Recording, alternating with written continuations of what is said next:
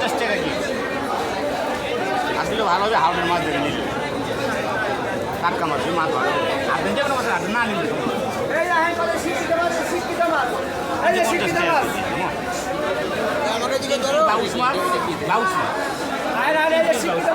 আসসালামু আলাইকুম। ওয়ালাইকুম আসসালাম। কেমন আছেন আপনি? আলহামদুলিল্লাহ খুব ভালো আছি। আজ তো পয়লা বৈশাখ, তো মাছ বেচা কিনা কিরকম? হ্যাঁ খুব ভালো। যাক আলহামদুলিল্লাহ, ভালো ভালো ভালো হয়েছে না? যাক যাক আলহামদুলিল্লাহ।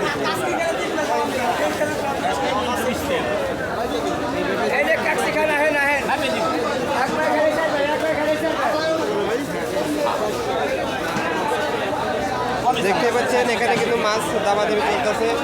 তো দেখি ভাই শেষে কত দামে নেয়।